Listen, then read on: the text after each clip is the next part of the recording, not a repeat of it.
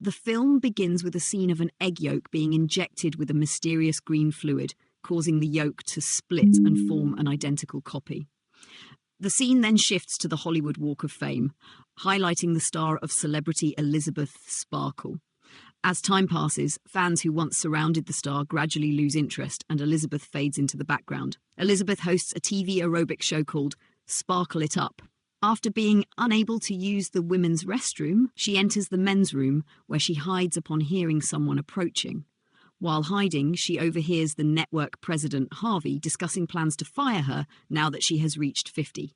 Later, during a lunch meeting with Harvey, who messily devours shrimp, he officially lets her go. While driving home, Elisabeth is distressed to see her billboard being removed, which distracts her and leads to a severe car accident.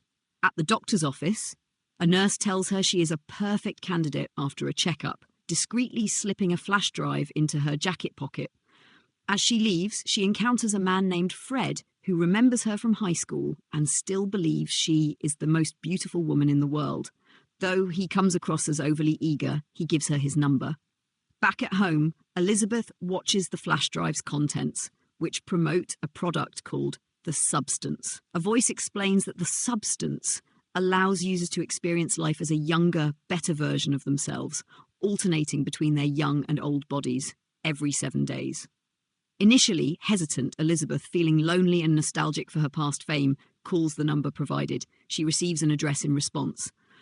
Elisabeth gets an ID card and visits the address, a hidden building down a shady alley. There, she finds a deposit box with her number containing the substance. She returns home and injects herself with the green fluid.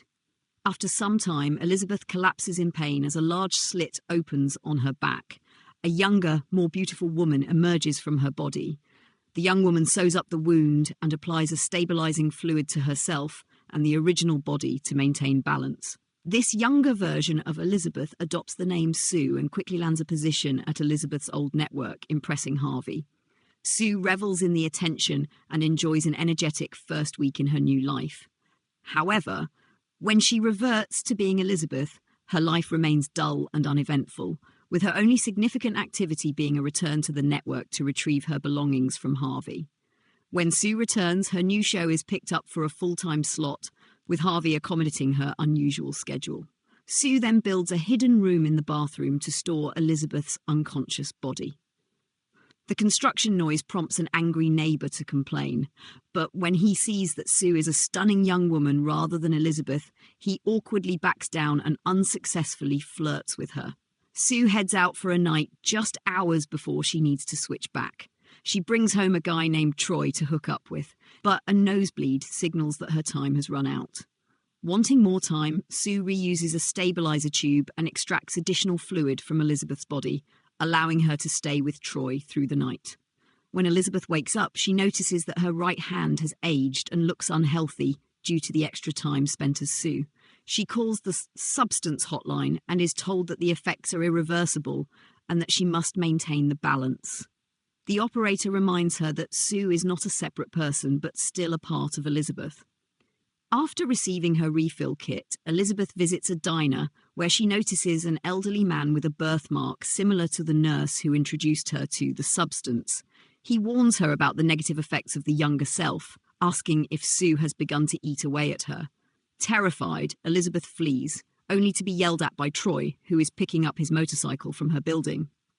Feeling desperate, Elisabeth decides to call Fred and accepts his offer for dinner. Fred eagerly makes a reservation. However, just as Elisabeth is about to leave after getting ready, she becomes distracted by the billboard for Sue's show visible from her window. She repeatedly goes back to the bathroom to apply and remove makeup, growing increasingly bitter and frustrated until she ultimately cancels the date without contacting Fred. During a taping of Sue's show, she delivers a poor take, feeling something pressing against her back. Avoiding the playback out of fear, Elisabeth walks out of the room. In the bathroom, she pushes the lump up her leg and out through her belly button, only to find that it's a whole chicken leg. Frustrated, Sue later calls the substance hotline to complain about Elisabeth's excessive drinking and eating habits, which prevent Sue from fully enjoying her life. Sue later goes to the studio only to discover that her show's taping has been cancelled. When she confronts Harvey, he tells her that she's become so popular they want her to host a New Year's Eve special. Sue agrees and ends up spending even more time away from Elisabeth than she should. When Elisabeth finally returns to her body, she has aged further, her legs barely able to function. To pass the time, Elisabeth busies herself with a French cookbook Harvey gave her as a patronising gift, all the while growing to resent Sue, especially as she watches her mockingly discuss Elisabeth's old show on a talk show. In response to Elisabeth's repulsive habits, Sue spends 3 months extracting fluid from her body, which begins to resemble an infected sore. When Sue tries to extract the fluid one last time, it appears necrotic. She calls the hotline, only to be informed that she has exhausted her allowed usage of the young body, and the stabilising fluid will reset once she returns to Elisabeth's form.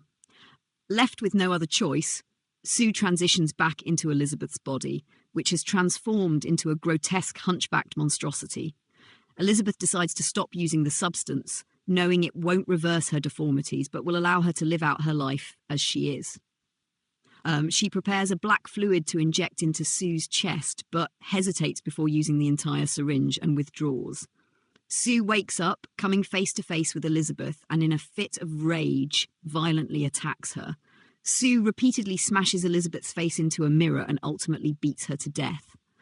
Sue heads to the network to prepare for the New Year's Eve special, but her body begins to disintegrate. Her front teeth fall out, her fingernails detach, and her left ear slides off. Panicking, Sue rushes home, desperate for a solution, and finds the vial of activator fluid, which was intended for a one-time use.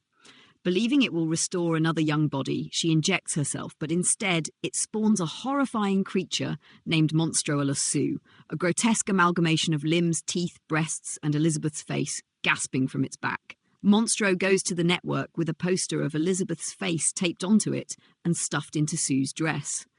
As it approaches the stage, the face falls off, revealing its terrifying appearance to the audience, including some children.